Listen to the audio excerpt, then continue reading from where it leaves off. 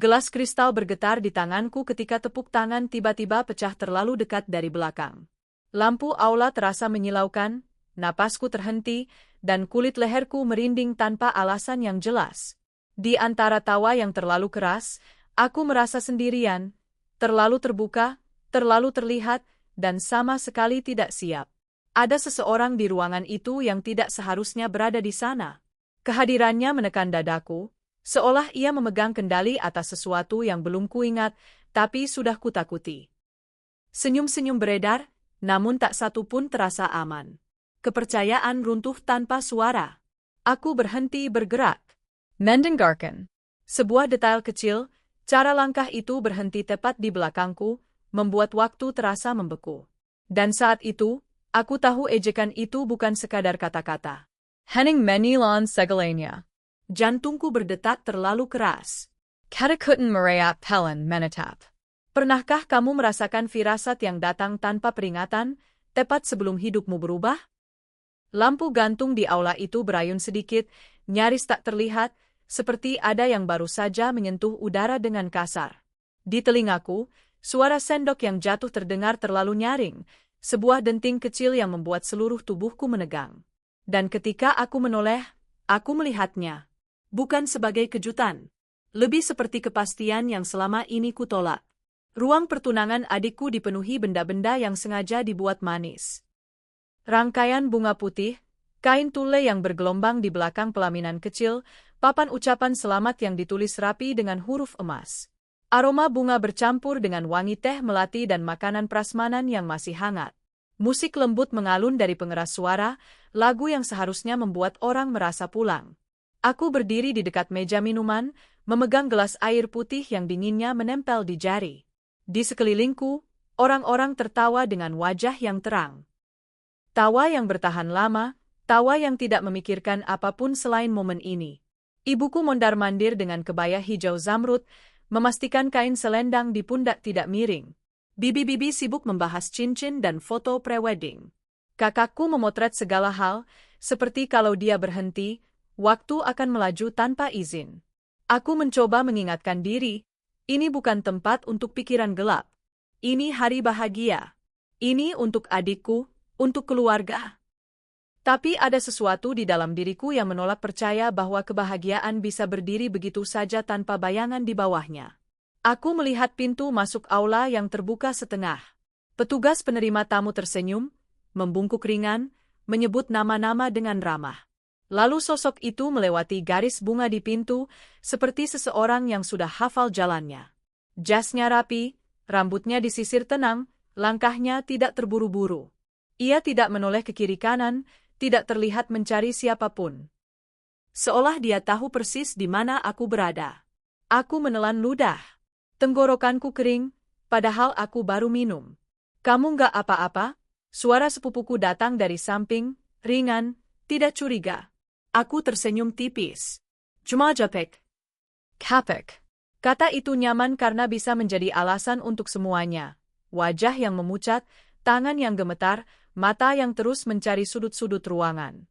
Aku memeluk kata itu seperti selimut tipis, berharap cukup menutupi sesuatu yang lebih besar. Dia mendekat ke meja prasmanan. Berhenti sejenak, menyapa seseorang yang kukenal samar.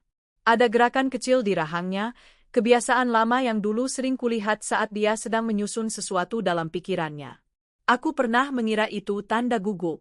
Sekarang aku tahu, itu tanda dia sedang menahan senyum. Aku memalingkan wajah, pura-pura memperhatikan gelas-gelas di meja minuman, menyusun ulang sedotan yang sebenarnya sudah rapi. Di belakangku, suara MC memanggil nama adikku dan tunangannya untuk berdiri di depan backdrop. Tepuk tangan menggulung, orang-orang bergerak, kamera ponsel terangkat. Keramaian itu seperti tirai, menyamarkan, tapi juga membuatku lebih sendirian. Aku berkata dalam hati, mungkin dia datang karena diundang. Mungkin ini kebetulan. Mungkin aku terlalu sensitif. Itu pola lamaku. Denial yang dibungkus logika. Ibuku mendekat, wajahnya berseri, tapi ada garis tegang di antara alisnya yang hanya terlihat kalau aku memperhatikan. Kamu senyum dong, katanya pelan. Nanti ada foto keluarga. Iya, Bu. Jangan berdiri di situ terus. Makan dulu. Kamu dari tadi cuma minum air. Ayah. Ibuku berlalu, sudah lupa? Bukan karena tidak peduli, tapi karena hari ini dipenuhi tugas-tugas kecil yang harus selesai. Dalam keluarga kami, perayaan adalah kerja. Kebahagiaan adalah proyek bersama. Dan siapapun yang tidak bisa mengikuti ritmenya, dianggap hanya lelah. Aku melangkah ke samping, mencoba masuk ke arus tamu, ikut tertawa ketika seseorang menyebutkan cerita masa kecil adikku. Aku mengangguk saat Bibi memuji riasan calon pengantin perempuan. Aku menjawab pertanyaan pekerjaan dengan kalimat yang aman. Semua berjalan otomatis, seperti tubuhku punya mode bertahan di acara keluarga.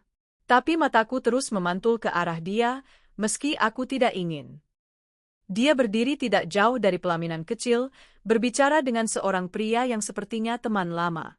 Dia tertawa sebentar, tawa yang pendek, terukur. Tidak ada suara keras.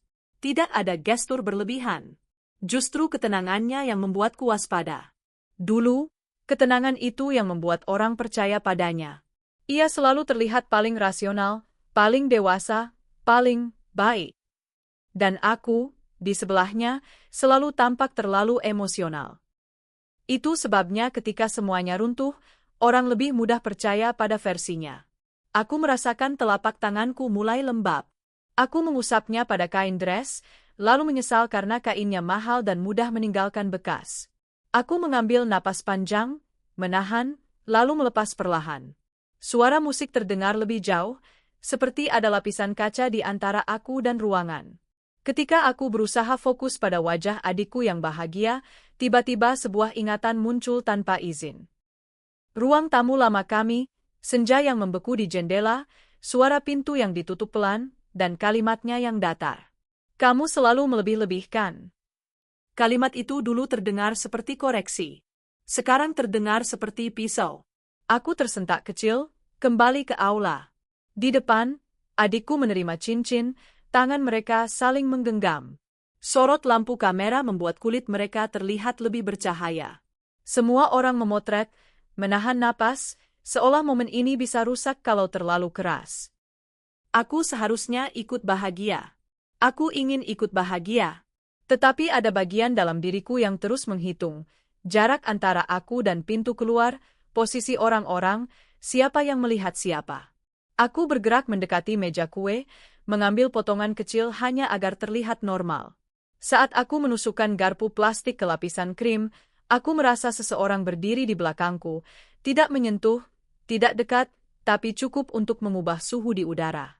Acaranya bagus, suara itu berkata, tenang. Aku membeku sepersekian detik sebelum menoleh. Wajahnya berada pada jarak sopan, senyumnya seperti formalitas. Mata kami bertemu. Aku tidak melihat kebencian di sana. Justru itu yang lebih mengganggu, tidak ada emosi, hanya kendali. Bagus, jawabku. Suaraku terdengar lebih pelan daripada yang kuharapkan. Dia menatap kue di piringku, lalu menatapku lagi. Kamu kelihatan baik. Kata itu seperti lelucon kecil yang hanya kami berdua mengerti. Dulu dia sering mengatakan aku baik setelah membuatku merasa tidak waras. Setelah pertengkaran yang ia mulai dengan nada datar dan aku akhiri dengan tangis yang memalukan. Aku baik, kataku cepat. Dia mengangguk, seolah mengkata. Sekarang. Aku ingin pergi, tapi kakiku terasa berat. Di sekeliling kami, orang-orang berlalu lalang, membawa piring, menyapa, tertawa.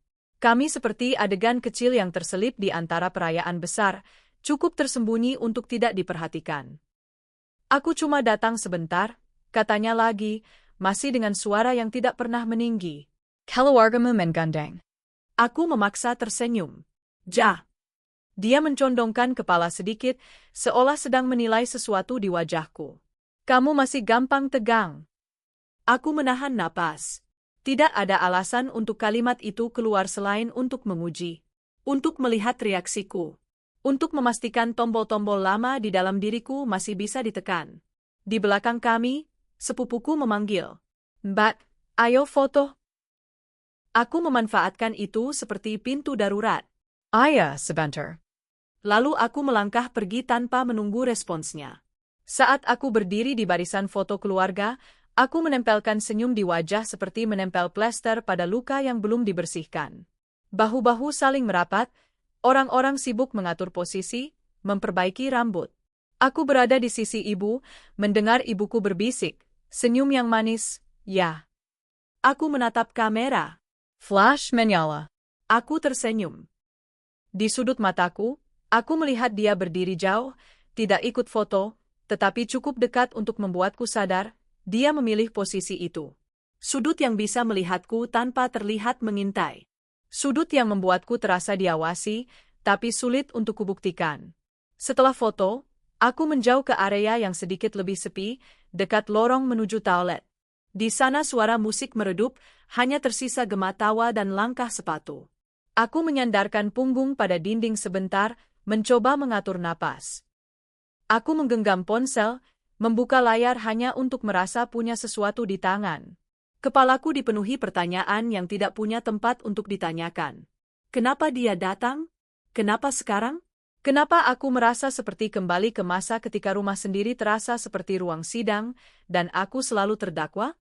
Kamu beneran nggak apa-apa? Adikku tiba-tiba muncul, masih dengan riasan yang rapi, matanya bersinar karena bahagia.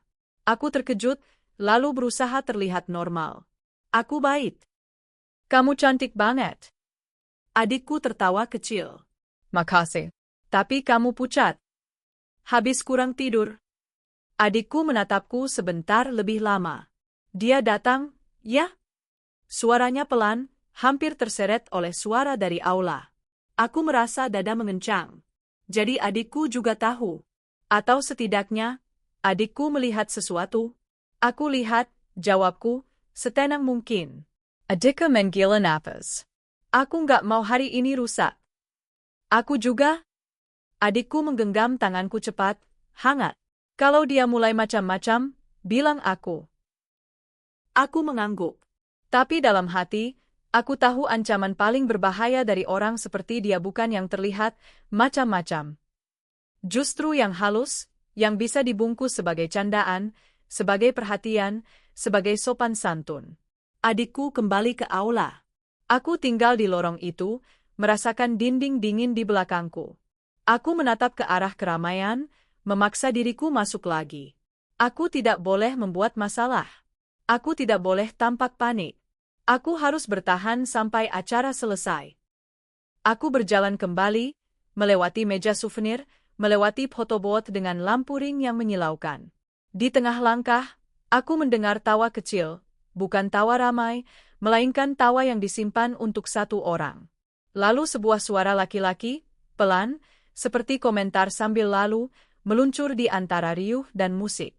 Kalimatnya nyaris seperti angin, cukup samar untuk diperdebatkan, cukup jelas untuk menusuk. Masih sama, selalu butuh perhatian. Aku berhenti. Dunia seperti memendek, suara-suara lain mendadak jauh. Aku menoleh perlahan, mencoba mencari sumbernya, tetapi orang-orang bergerak, tertawa, menutupi segalanya. Di dadaku, sesuatu mengendap dingin, bukan marah, bukan sedih. Sesuatu yang lebih tua, ketakutan yang tahu cara bersembunyi. Malam belum selesai, dan perasaan aman semakin menjauh. Suara itu terus berulang di kepalaku bahkan setelah musik diganti dan MC mulai bercanda ringan. Kalimatnya pendek, nyaris santai, tapi caranya meluncur. Tepat di telingaku, tepat saat aku lengah, terasa terlalu terukur untuk disebut kebetulan. Aku berjalan pelan, menyusuri sisi aula, mencoba menyatu dengan arus tamu, namun langkahku mulai memiliki tujuan lain, mengamati. Aku tidak langsung mencarinya. Aku tahu kebiasaan lama itu. Jika aku menoleh terlalu cepat, dia akan tahu bahwa kalimatnya berhasil. Jadi aku berpura-pura tertarik pada hiasan foto, pada balon-balon putih yang menggantung rendah, pada tulisan, "Selamat bertunangan," yang hurufnya sedikit miring. Tapi mataku bekerja sendiri, menangkap posisi-posisi di ruangan dengan ketelitian yang tidak biasa. Dia tidak pernah berdiri di tengah. Selalu di tepi. Dekat pintu keluar. Dekat lorong. Dekat tempat orang-orang berhenti sebentar sebelum berpindah. Titik-titik strategis, seperti yang dulu sering dia pilih di rumah. Berdiri di ambang pintu saat bertengkar, duduk di sudut ruangan saat aku bicara panjang. Posisi yang memberinya kendali tanpa terlihat dominan. Aku berhenti di dekat meja souvenir. Kipas kecil dan kotak permen tersusun rapi. Seorang tamu menyapaku, menanyakan kabar. Aku menjawab singkat, otomatis. Sementara itu, dari pantulan kaca bingkai foto di dinding, aku melihatnya bergerak. Bukan mendekat. Menyeleng. Seolah memastikan jarak kami tetap sama. Aku menghela napas pelan. Jangan berlebihan, kataku pada diri sendiri. Ini bisa jadi cuma kebetulan. Aula tidak besar. Orang-orang memang bergerak ke tempat yang sama. Namun, ada jeda-jeda aneh yang tidak bisa dijelaskan. Setiap kali aku berhenti, dia juga berhenti. Setiap kali aku berpindah, dia sudah lebih dulu berada di jalur yang akan kulewati. Tidak pernah langsung di depanku. Selalu setengah langkah di belakang atau satu sudut ke samping. Seperti bayangan yang memilih waktu munculnya. Aku masuk ke toilet perempuan, mengunci pintu bilik, berdiri diam beberapa detik. Di dalam sana, suara keran dan pengering tangan terdengar teredam. Aku menatap pantulan wajahku di cermin kecil di balik pintu, mata sedikit melebar, rahang mengeras.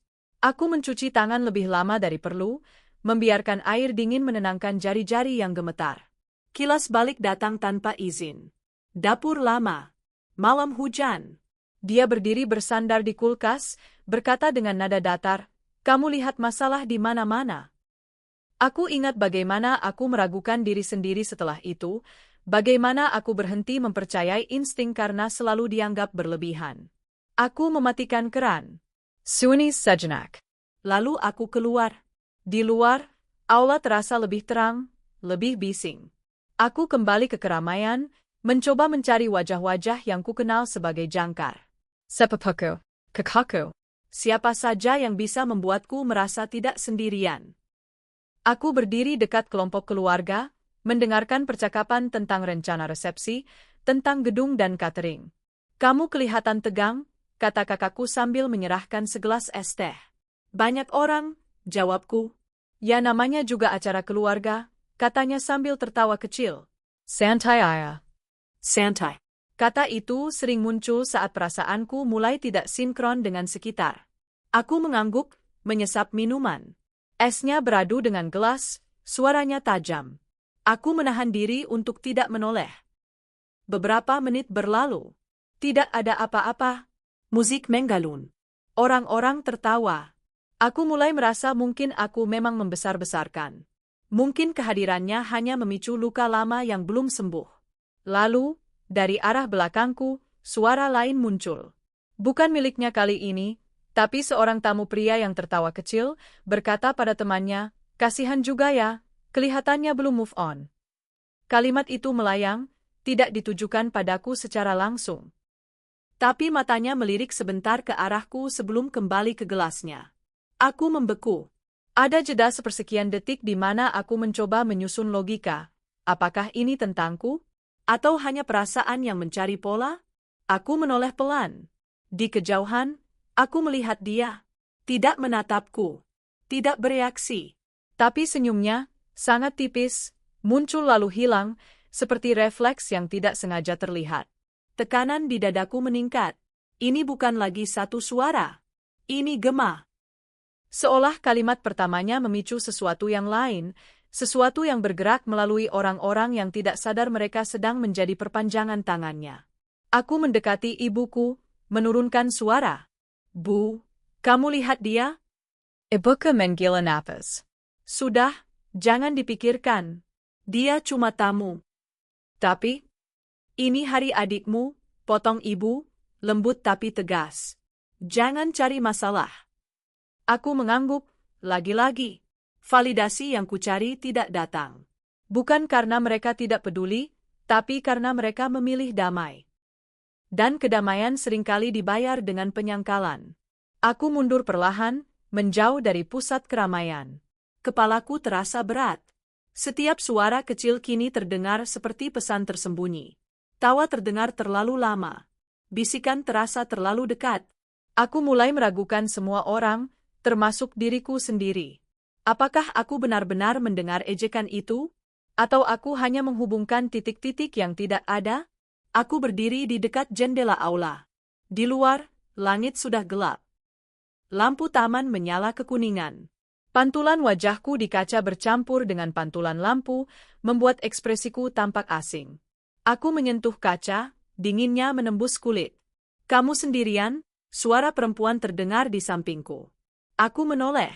Calon istri adikku berdiri di sana, gaunnya sederhana, matanya jernih.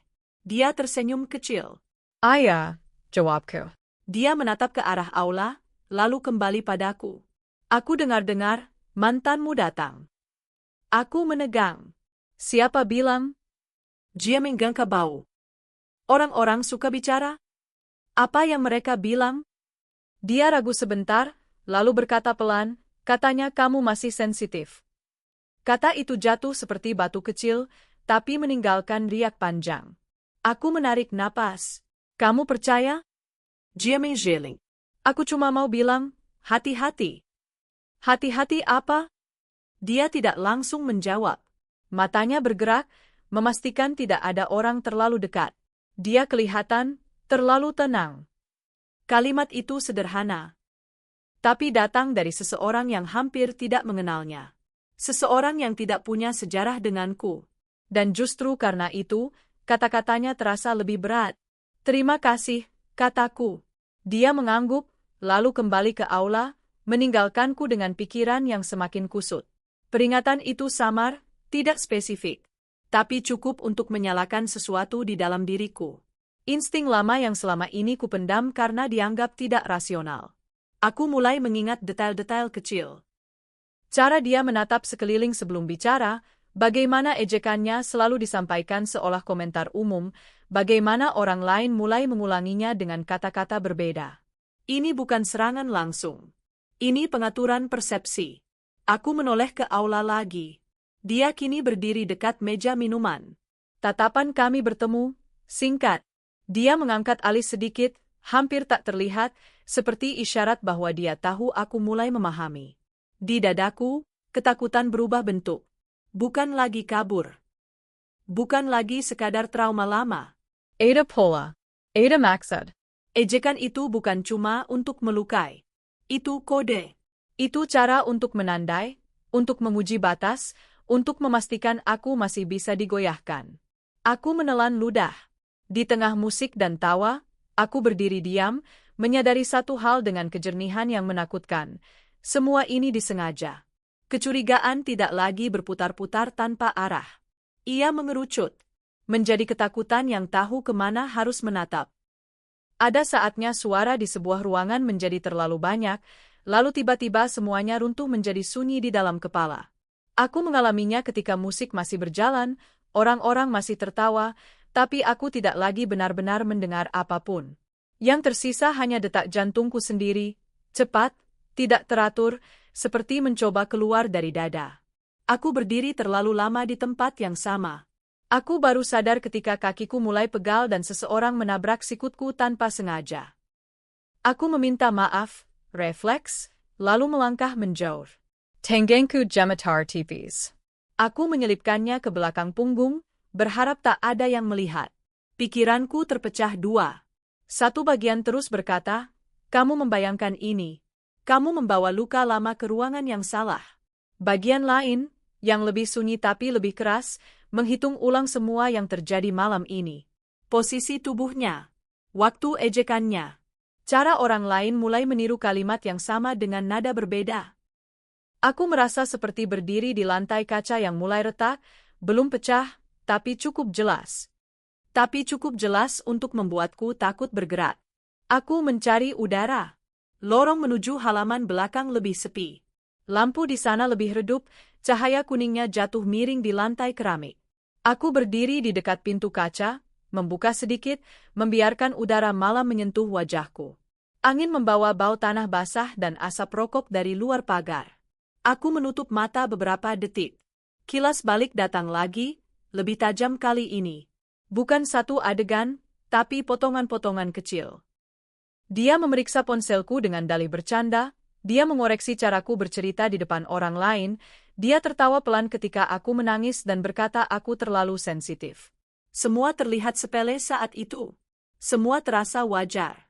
Sampai aku menyadari bahwa setiap potongan itu membentuk pola yang sama, membuatku ragu pada diriku sendiri. Aku membuka mata. Pantulan diriku di kaca tampak asing. Aku bertanya dalam hati, dengan jujur dan takut, bagaimana kalau aku salah? Bagaimana kalau semua ini memang hanya kepalaku yang rusak?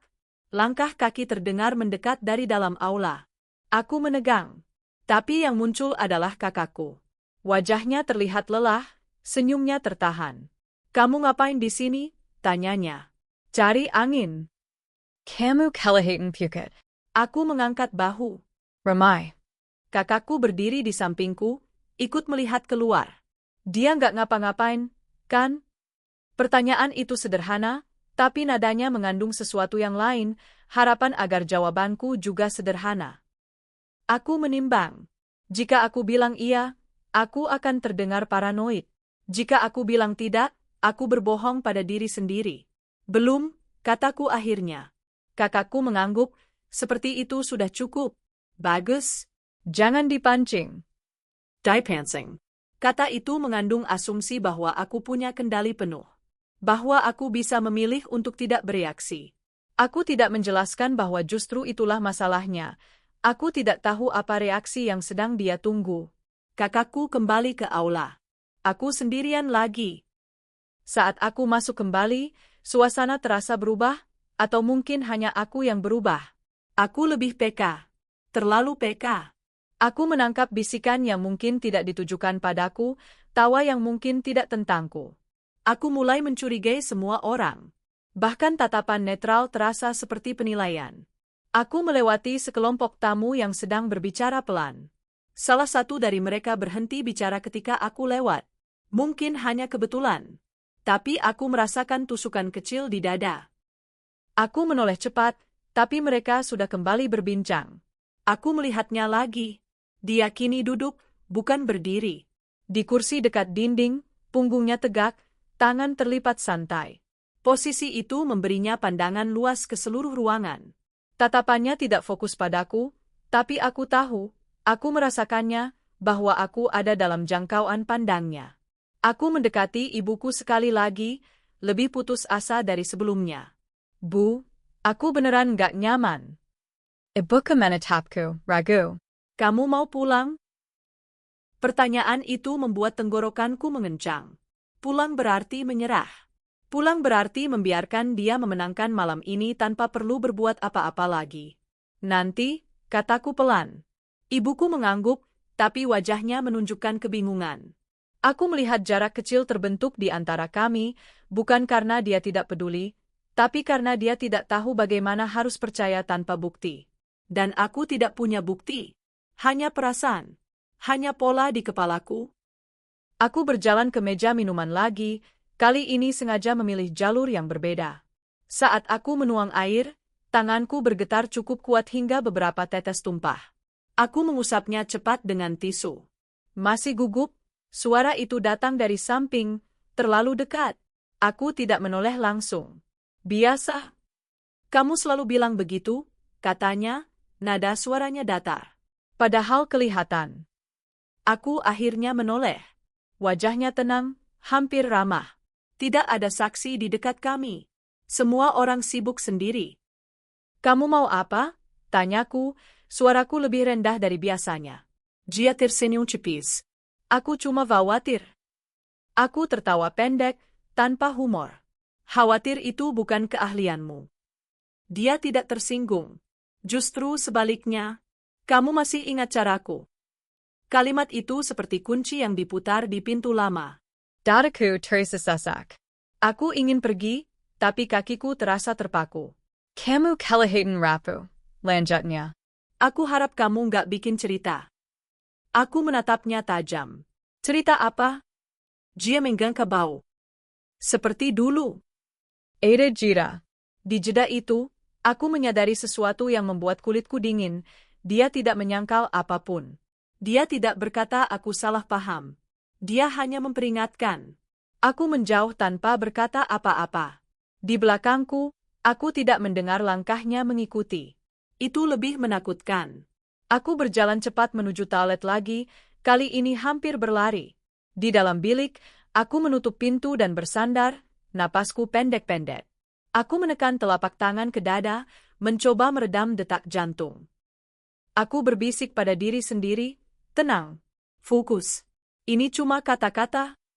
Tapi kata-kata adalah senjatanya. Selalu begitu. Ketika aku keluar, seorang anak kecil, keponakanku, berlari di lorong, hampir menabrakku. Aku menahan pundaknya refleks. Tante kenapa pukat? Tanyanya polos. Aku memaksakan senyum.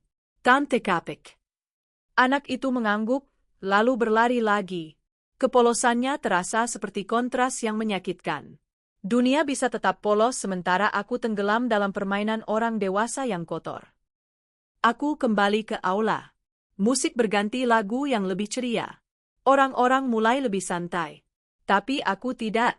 Aku merasa seperti satu-satunya orang yang mendengar bunyi retakan di balik semua ini. Dan kemudian, kejadian kecil itu terjadi. Saat aku mengambil tas tanganku dari kursi, ponsel di dalamnya bergetar. Bukan pesan. Bukan panggilan. Sebuah notifikasi kalender yang seharusnya sudah lama tidak aktif. Jadulnya singkat. Terlalu singkat. Jangan lupa. Aku menatap layar. Tanggalnya hari ini. Jamnya sekarang. Aku tahu aku tidak pernah mengatur pengingat itu. Aku menoleh cepat, mencari dia.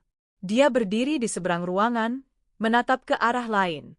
Tapi tangannya, aku melihat jelas, baru saja memasukkan ponsel ke saku jasnya. Dunia terasa miring. Itu bukan kebetulan. Itu bukan imajinasiku. Itu bukan trauma lama yang kambuh tanpa sebab.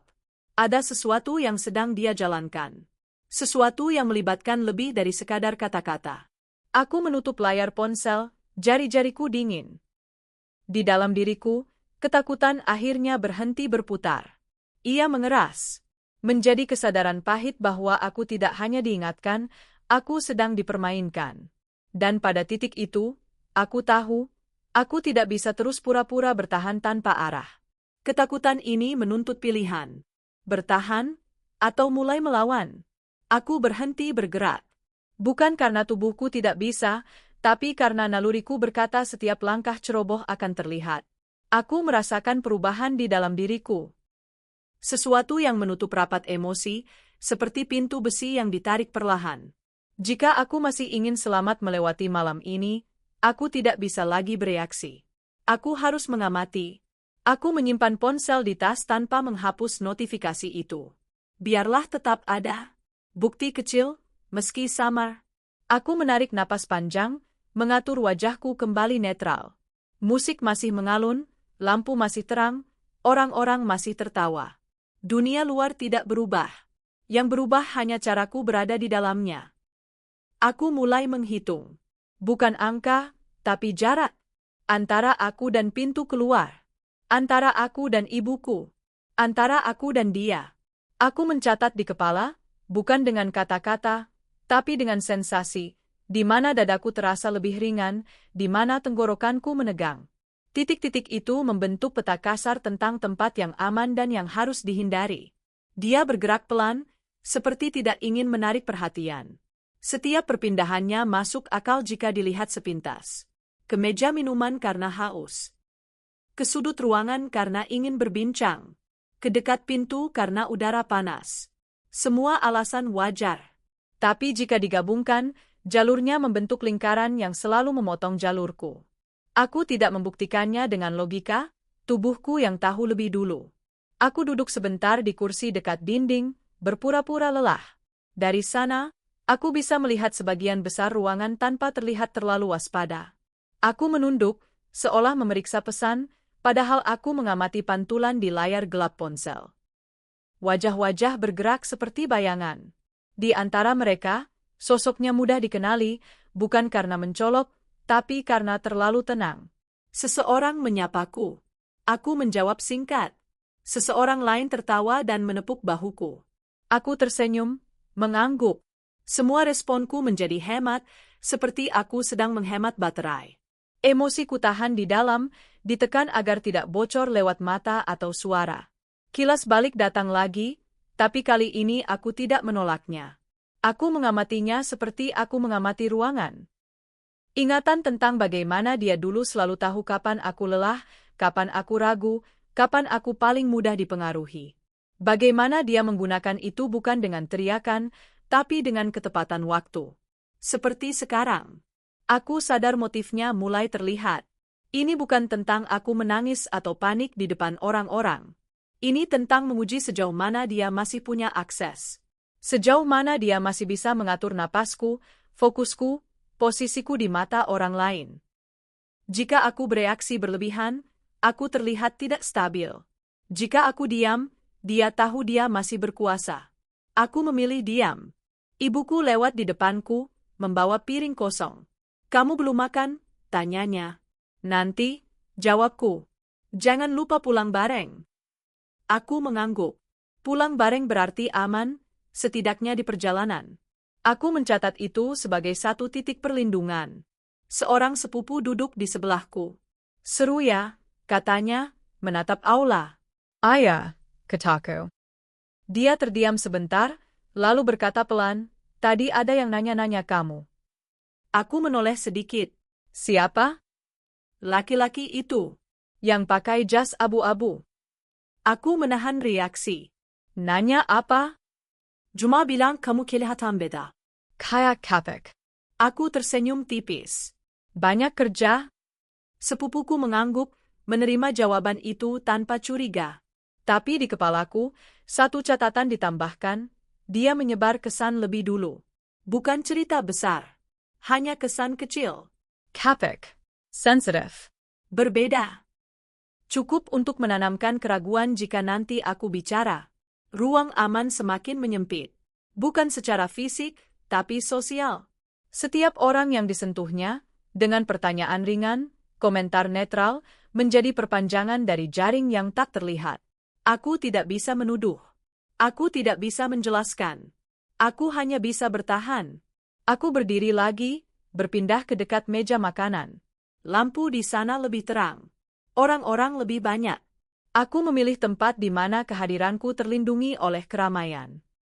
Saat aku mengambil piring, tanganku kembali gemetar. Aku menahannya dengan menekan ibu jari ketelunjuk, trik lama untuk tetap sadar. "Acaranya sukses," katanya tiba-tiba, muncul di sisi lain meja. Aku tidak terkejut. Aku sudah menduganya. Ayah. Keluarga makalahitan bahagia. Aku mengangguk. Mereka pantas. Dia menatap piringku. "Kamu hampir nggak makan." Aku menoleh, menatap matanya. "Aku nggak lapar?" Dia tersenyum kecil. "Kamu jarang tahu kapan kamu lapar?"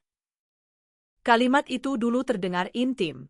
Sekarang terdengar seperti ancaman halus. Aku meletakkan piring, memutuskan tidak mengambil apapun. "Aku mau ke toilet," kataku, tidak menunggu jawabannya. Aku berjalan menjauh dengan langkah terukur. Tidak cepat, tidak lambat. Aku tidak ingin terlihat melarikan diri. Di lorong, aku berhenti sejenak, mendengarkan. Tidak ada langkah yang mengikuti. Itu lebih membuatku tegang. Di toilet, aku berdiri di depan cermin, menatap diriku sendiri lama. Aku tampak tenang. Itu hampir lucu. Aku menyadari betapa besar energiku habis hanya untuk terlihat normal. Aku membasuh wajah dengan air dingin, menepuknya pelan. "Kamu masih pegang kendali," bisikku pada bayangan di cermin. Aku tidak yakin pada siapa kalimat itu ditujukan. Ketika aku keluar, acara hampir mencapai puncaknya. MC mungkin sesi DOA. Orang-orang mulai berkumpul, suara merendah. Ini momen yang tenang, sakral. Aku berdiri di barisan belakang, dekat ibuku. Aku merasa sedikit lebih aman di sana. Doa dimulai. Semua menunduk. Ruangan hening. Di dalam keheningan itu, aku merasakan getaran halus di tas, ponselku lagi. Aku tidak berani membuka. Aku hanya mencatat waktu. Dia tidak memilih momen ramai. Dia memilih momen sunyi. Setelah doa, orang-orang kembali bergerak. Aku akhirnya membuka ponsel. Bukan pesan baru. Tapi pengingat yang sama kini berubah, ada catatan tambahan. Hanya satu kata. Lihat. Aku mengangkat kepala, perlahan. Pandanganku menyapu ruangan, lalu berhenti di sudut lain. Seorang perempuan berdiri di sana, wajahnya tegang, tangannya menggenggam ponsel dengan cara yang sama seperti aku tadi. Mata kami bertemu sebentar. Dia cepat memalingkan wajah. Aku merasakan dingin merambat di punggungku. Perempuan itu bukan keluarga, bukan teman dekat. Tapi aku mengenalnya. Dari cerita lama. Dari potongan masa lalu yang dulu tidak ingin kupikirkan. Dia adalah seseorang yang pernah bekerja dengannya. Seseorang yang dulu tiba-tiba menghilang dari lingkaran kami dengan alasan yang tidak pernah jelas. Aku menoleh ke arahnya lagi. Dia kini berbicara dengan seseorang, mencoba terlihat normal. Tapi bahunya tegang. Jerikanya kaku. Seperti seseorang yang sedang menahan sesuatu. Aku menoleh ke arah dia. Dia tidak melihatku. Dia melihat perempuan itu. Pada saat itu, semua potongan jatuh ke tempatnya. Ini bukan permainan satu orang. Ini bukan tentangku saja. Polanya terlalu rapi, terlalu luas. Ejekan, pengingat, penyebaran kesan, semua itu tidak efektif jika hanya menargetkan satu orang. Ini latihan. Ini uji coba. Atau ini bagian dari sesuatu yang lebih besar. Dadaku terasa sesak, tapi pikiranku justru menjadi jernih. Ketakutan berubah bentuk lagi, menjadi kewaspadaan yang dingin. Jika aku bukan satu-satunya target, maka kesalahanku selama ini adalah berpikir aku sendirian. Aku berdiri diam di tengah aula yang kembali ramai, merasakan kebisingan menutup kesadaran orang-orang di sekitarku. Di dalam diriku, satu kesimpulan muncul tanpa ragu, bertahan saja tidak cukup. Aku butuh sekutu. Aku tidak langsung mendekatinya. Naluriku berkata satu langkah salah bisa membuat semuanya runtuh. Aku berdiri di tempatku, membiarkan jarak bekerja sebagai penyamaran. Musik kembali mengalun, suara sendok dan piring bercampur dengan tawa, dan aula itu sekali lagi tampak seperti tempat yang aman bagi siapapun yang tidak tahu apa yang sedang terjadi di bawah permukaannya. Perempuan itu, aku akhirnya ingat namanya, Rina, bergerak perlahan menuju pintu samping. Gerakannya hati-hati, seperti orang yang takut meninggalkan jejak. Dia tidak menoleh ke arahku lagi. Itu keputusan yang tepat. Jika kami terlihat saling mencari, dia akan tahu lebih cepat dari yang kami kira. Aku menunggu hampir 10 menit sebelum menyusul. 10 menit terasa lama ketika setiap detik dipenuhi perhitungan. Aku berbincang singkat dengan seorang tante, tersenyum, mengangguk, memastikan tidak ada yang mencurigakan. Baru setelah itu aku melangkah ke lorong samping, menuju area yang lebih sepi, dekat gudang kecil tempat panitia menyimpan kursi tambahan. Rina berdiri di sana, membelakangi pintu, berpura-pura menelpon. Saat aku mendekat, dia mematikan layar ponsel dan menatapku. Wajahnya pucat, tapi matanya tajam. "Kamu juga dapat?" katanya pelan. Aku tidak bertanya apa. Ayah. Dia menghela napas, seperti baru saja menahan sesuatu terlalu lama. Berarti dia mulai lagi. Nada suaranya bukan terkejut. Lebih seperti pengakuan yang tertunda. Kapan tanyaku? Malam ini, jawabnya. Tepat sebelum aku datang.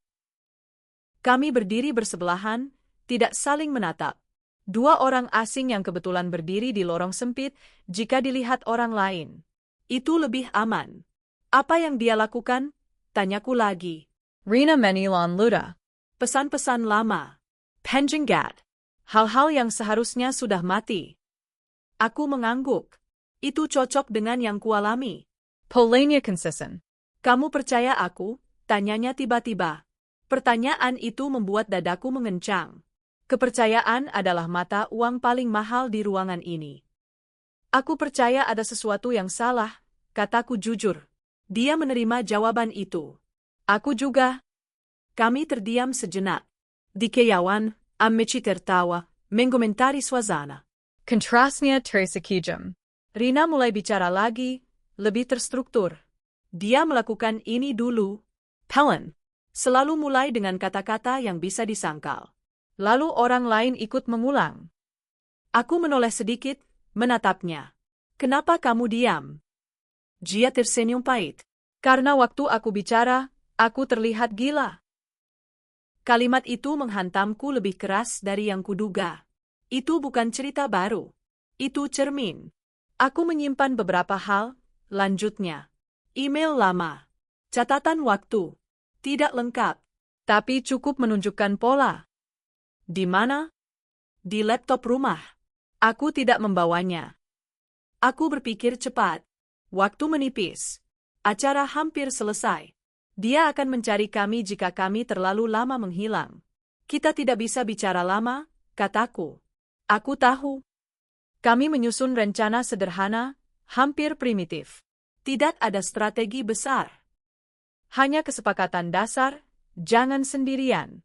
Jangan konfrontasi. Simpan apapun yang muncul. Catat waktu. Jangan hapus apapun. Aku akan kirimkan salinan, katanya. Besok. Pakai cara aman, kataku. Dia mengangguk. Aku belajar dari kesalahan. Langkah kaki terdengar mendekat dari arah aula. Kami langsung berpisah, bergerak ke arah berbeda tanpa saling pamit. Aku kembali ke keramaian, jantungku berdetak lebih cepat, tapi pikiranku lebih terarah. Untuk pertama kalinya malam ini, aku tidak merasa sendirian. Aku menjaga jarak darinya setelah itu. Aku juga menjaga jarak dari dia. Aku menempatkan diriku di dekat kelompok besar, dekat ibu, dekat adikku. Aku tidak lagi bereaksi terhadap komentar kecil. Aku menyimpannya. Seperti mengumpulkan serpihan kaca, berbahaya, tapi perlu. Dia mencoba lagi. Aku tahu itu dari caranya berdiri terlalu dekat ketika aku berbicara dengan sepupu, dari pertanyaannya yang diarahkan pada orang lain tapi ditujukan padaku. Dia kelihatan kuat ya, katanya pada seseorang. Padahal dulu, dia tidak menyelesaikan kalimat itu. Tidak perlu. Kekosongan itu lebih efektif. Aku menunduk, berpura-pura tertawa kecil, lalu berpindah tempat. Tidak ada ledakan. Tidak ada adegan. Hanya kontrol yang kutarik kembali sedikit demi sedikit. Acara akhirnya selesai. Tamu mulai berpamitan. Kursi disusun. Lampu sedikit diredupkan. Aku membantu ibu sebentar, memastikan dia tidak mencurigai apapun. Aku ingin pulang dengan tenang. Di parkiran, udara malam terasa lebih dingin. Lampu-lampu mobil menyala satu persatu. Aku melihat Rina berdiri dekat mobilnya, berbicara dengan seseorang, seorang pria yang tidak kukenal. Aku melambat. Ada sesuatu dalam postur tubuhnya yang salah. Bahunya terlalu kaku. Dia menoleh dan melihatku. Matanya melebar sedikit. Lalu dia menggeleng pelan, hampir tak terlihat. Aku berhenti. Naluriku menjerit. Pria itu berkata sesuatu, suaranya tidak sampai ke telingaku. Rina menjawab singkat. Aku melihat tangan pria itu bergerak ke arah ponsel Rina. Gerakan yang terlalu familiar. Aku melangkah satu langkah maju, lalu berhenti lagi. Jika aku mendekat, aku akan menarik perhatian. Jika aku diam, aku meninggalkannya sendirian. Dia muncul di sisi parkiran, berdiri di dekat mobil lain. Dia tidak ikut campur. Dia hanya mengamati. Wajahnya tenang. Terlalu tenang. Rina akhirnya berhasil masuk ke mobilnya. Pintu tertutup. Mesin menyala. Mobil itu melaju keluar parkiran dengan kecepatan yang tidak biasa. Aku melihatnya pergi, dada terasa berat. Aku menoleh ke arahnya. Tatapan kami bertemu. Untuk pertama kalinya malam ini, senyumnya menghilang. Digantikan sesuatu yang lebih jujur. Paratungan. Pons Selkebergeter. Pesan masuk dari nomor tidak dikenal. Satu kalimat. Temama Serabo. Aku mematikan layar, jari-jariku dingin. Di kejauhan, suara mesin mobil Rina menghilang. Aku tidak tahu apakah dia aman. Aku tidak tahu apa yang sudah dia serahkan. Aku hanya tahu satu hal dengan kepastian yang mengerikan. Permainan ini sudah melibatkan lebih dari satu korban, dan waktuku untuk bersembunyi hampir habis. Aku berjalan menuju mobil ibuku, senyum dipaksakan di wajah. Di dalam dadaku, strategi mulai bergeser. Bukti harus diamankan. Kebenaran harus dipaksa keluar. Konfrontasi, apapun bentuknya, tidak lagi bisa dihindari. Dan aku takut, bukan hanya untuk diriku sendiri. Aku berhenti berlari di dalam kepala. Untuk pertama kalinya sejak malam itu dimulai, aku memilih satu arah. Bukan karena aku berani, tapi karena aku kelelahan. Ketakutan yang terus dihindari hanya akan membesar. Jika aku ingin keluar dari lingkaran ini, aku harus membuatnya bergerak lebih cepat daripada yang ia rencanakan. Pagi setelah acara pertunangan terasa terlalu terang. Cahaya masuk lewat celah gorden, jatuh di lantai kamar seperti garis-garis penghakiman. Aku duduk di tepi ranjang, ponsel di tangan, membaca ulang pesan singkat itu. To Mama Sarabow. Tidak ada ancaman langsung. Tidak ada permintaan. Hanya pernyataan. Itu cirinya. Dia selalu ingin terlihat sebagai pengamat, bukan pelaku. Aku tidak membalas. Aku tidak menghapus. Aku membiarkannya ada. Siang itu aku bertemu Rina. Bukan di rumah, bukan di kantor. Kami memilih tempat netral, warung kopi kecil di pinggir jalan, musik pelan, orang datang dan pergi tanpa peduli. Rina datang terlambat, wajahnya pucat, matanya terus bergerak. Aku menyadari satu hal segera setelah kami duduk, dia belum aman. Dia tahu, kata Rina tanpa basa-basi. Apa yang dia ambil? Tanyaku. Sebagian, jawabnya. Bukan semuanya. Aku mengangguk. Setidaknya ada sesuatu yang masih tersisa. Kami berbicara singkat, terpotong-potong, seperti dua orang yang menyusun peta dari potongan kabar. Email lama. Tangkapan layar. Catatan waktu. Tidak ada satu bukti besar yang berdiri sendiri. Tapi jika disusun, polanya jelas. Terlalu jelas. Aku nggak bisa terus begini, kata Rina pelan. Aku capek takut. Aku menatapnya. Aku juga? Itu bukan janji. Itu pengakuan. Aku tahu apa yang harus kulakukan setelah itu. Bukan melapor. Bukan berteriak. Dia hidup dari kekacauan yang dia ciptakan. Aku harus memberinya sesuatu yang tidak dia perkirakan, kendali palsu. Aku harus membuatnya percaya bahwa dia masih memegang permainan. Aku mulai kecil, terlihat rapuh. Membiarkan diri terlihat ragu di depan keluarga. Membiarkan komentar-komentarnya lewat tanpa bantahan. Aku memilih diam di saat-saat yang biasanya membuatku bereaksi. Setiap diamku adalah umpan. Dia mulai lebih sering muncul. Bukan mendekat langsung, tapi cukup dekat untuk bisa bicara dengan orang-orang di sekitarku. Aku mendengar namaku disebut dalam percakapan yang tidak melibatkanku. Nada suaranya berubah, sedikit lebih tajam, sedikit kurang sabar. Topengnya mulai retak, meski belum terlihat jelas bagi orang lain. Kamu kelihatan stres, katanya suatu sore, di rumah ibuku. Jangan dipendam. Aku menatapnya, membiarkan jeda menggantung terlalu lama. Kamu khawatir? Dia tersenyum. Selalu. Aku membalas senyum itu, tipis. Aku senang kamu masih peduli. Kalimat itu membuat rahangnya mengeras sepersekian detik. Kecil. Tapi aku melihatnya. Tekanan sosial mulai bekerja. Keluarga kepertanya. Bukan dengan kecurigaan, tapi dengan kebingungan. Kenapa dia sering datang? Kenapa suasana jadi canggung setiap kali kami ada di ruangan yang sama? Aku menjawab dengan hati-hati. Tidak menuduh. Tidak membela.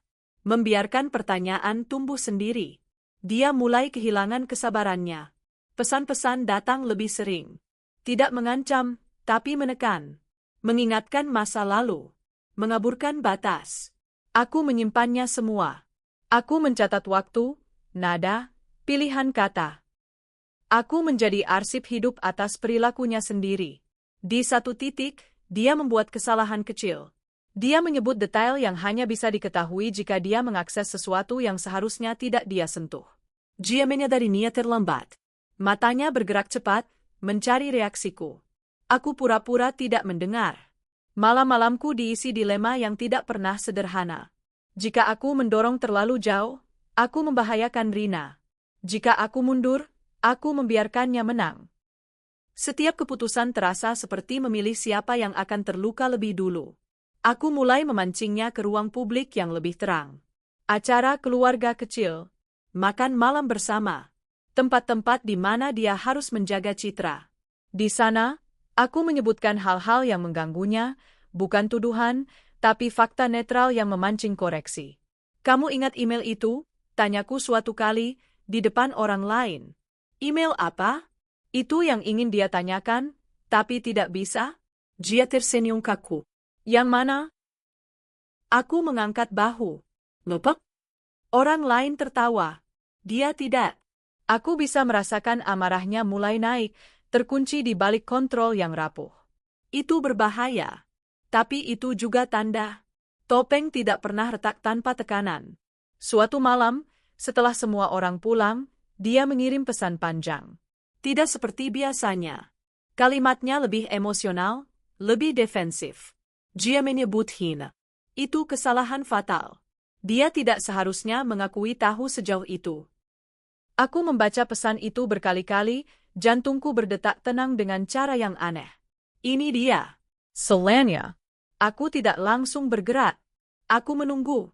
Aku tahu dia akan datang sendiri. Orang seperti dia selalu ingin menyelesaikan dengan caranya. Dan benar saja, malam itu dia muncul di depan rumah ibuku. Tanpa janji. Tanpa alasan jelas. Kita perlu bicara, katanya. Aku menatapnya dari ambang pintu. Udara malam dingin. Lampu teras menyala redup. Aku mendengar napasku sendiri. Besak, Katako. Sekarang, aku menggeleng. Banyak yang bisa dengar?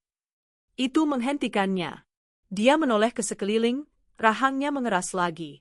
Topengnya bergeser, hampir jatuh. Kamu main api, katanya pelan. Aku mendekat setengah langkah. Kamu yang menyalakannya. Ada keheningan panjang di antara kami. Dalam keheningan itu, aku melihat sesuatu yang belum pernah kulihat sebelumnya di matanya. Bukan kemarahan. Bukan kontrol. Ketakutan. Dia tahu. Dia tahu aku sudah terlalu dekat. Aku menutup pintu dengan pelan.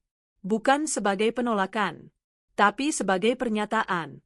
Di balik pintu itu, aku berdiri lama, punggung bersandar, telapak tangan dingin. Rahasia besar itu ada di ambang permukaan. Terlalu besar untuk disimpan lebih lama. Terlalu berbahaya untuk ditarik mundur. Aku tahu satu hal dengan kepastian yang menyesakkan. Malam konfrontasi bukan lagi kemungkinan.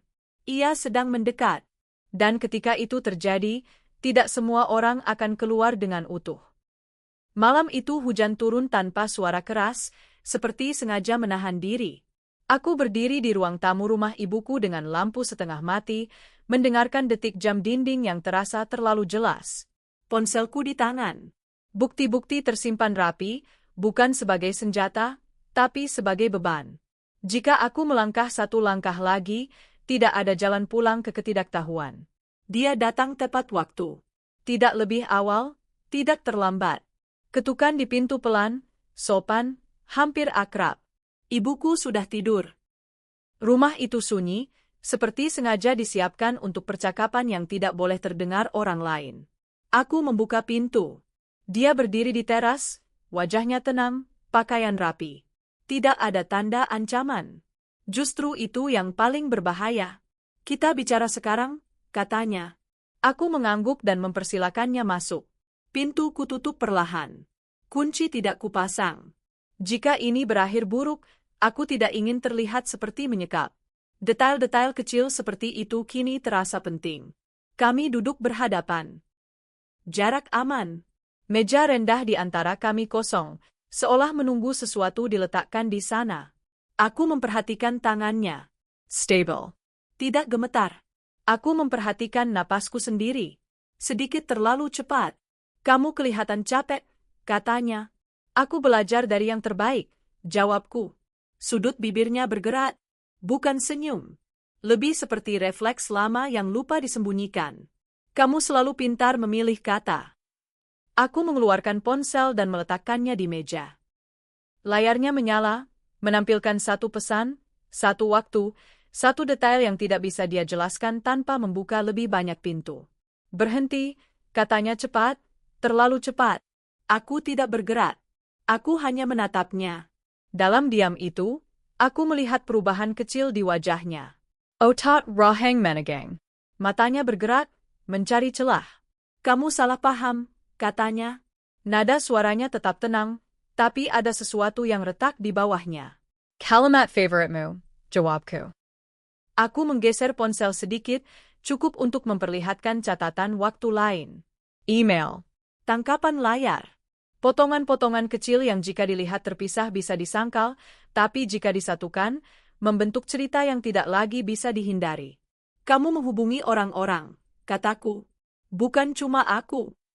Dia menyandarkan punggung ke kursi, seolah ingin terlihat santai. Aku cuma memastikan semua baik-baik saja. Dengan pengingat palsu. Jia tergiung. Hening itu panjang. Aku mendengar hujan kini lebih jelas di luar. Kamu tahu apa masalahmu? Katanya akhirnya. Kamu selalu butuh penjelasan. Aku mencondongkan badan sedikit. Dan kamu selalu butuh kendali. Kalimat itu mengenai sasaran. Aku melihatnya dari cara dia menarik napas, lebih dalam dari sebelumnya. Topengnya tidak runtuh. Tapi retaknya kini terlihat jelas. Kamu pikir ini tentang kamu? Tanyanya, hampir tertawa. Kamu terlalu pentingkan dirimu. Aku tidak langsung menjawab. Aku mengeluarkan satu hal lagi, bukan ponsel, tapi suara. Recommend pendek. Suaranya sendiri, tenang, mengucapkan kalimat yang sama yang dia ucapkan padaku bertahun-tahun lalu. Kamu selalu melebih-lebihkan. Aku mematikannya sebelum selesai. Tidak perlu. Dia sudah tahu. Dari mana? Tanyanya. Aku mengangkat bahu. Orang-orang menyimpan lebih banyak dari yang kamu kira. Namanya, Rina, tidak kusebut. Aku melihat matanya menyempit. Dia mengerti tanpa perlu penjelasan.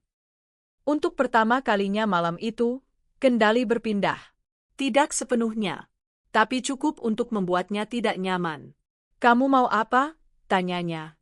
Pertanyaan itu jujur, bukan ancaman. Itu tanda dia mulai menghitung ulang. Aku menelan ludah. Inilah titiknya. Jika aku meminta perlindungan untuk diriku sendiri saja, semuanya bisa berakhir cepat. Jika aku melangkah lebih jauh, aku membuka pintu yang tidak bisa kututup lagi. Kamu berhenti, ketakapelan. Sekarang, Untuk semua orang. dia tertawa pendek. Kamu naif. Mungkin, kataku, tapi aku tidak sendirian.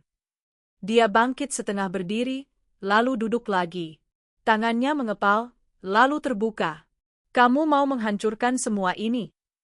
Aku mau menghentikannya. Dengan apa? Nada suaranya menjeras. Dengan cerita? Kamu tahu siapa yang akan mereka percaya. Aku mengangguk. Dulu, aku mendorong ponsel itu ke tengah meja. Sekarang ada pola. Ada saksi. Ada jejak. Dia menatap benda itu lama. Dalam tatapan itu, aku melihat sesuatu yang jarang muncul, ketidakpastian. Bukan takut tertangkap, takut kehilangan narasi. Kamu sadar risikonya? Katanya. Aku sadar. Jika aku melangkah ke depan, aku bisa kehilangan keluarga yang ingin tetap damai. Aku bisa dicap pembuat masalah. Aku bisa menyeret Rina ke sesuatu yang lebih berbahaya. Aku bisa kehilangan ketenangan yang baru saja mulai kurasakan. Aku sadar, kataku. Dia berdiri, berjalan ke jendela, menatap hujan. Punggungnya kaku. Kamu selalu salah waktu, katanya pelan. Aku berdiri juga, tidak mendekat. Dan kamu selalu mengira waktu milikmu. Dia berbalik, wajahnya kosong, tanpa senyum. Kalau kamu lakukan ini, katanya, tidak ada yang kembali seperti semula.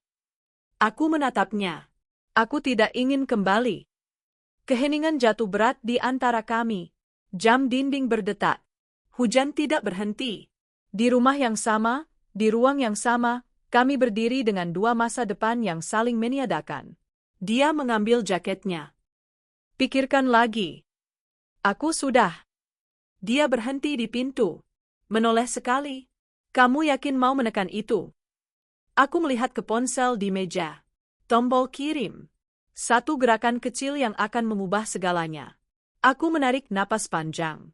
Dada terasa sesak, tapi pikiranku jernih dengan cara yang menakutkan. Ini bukan lagi tentang membuktikan siapa yang benar.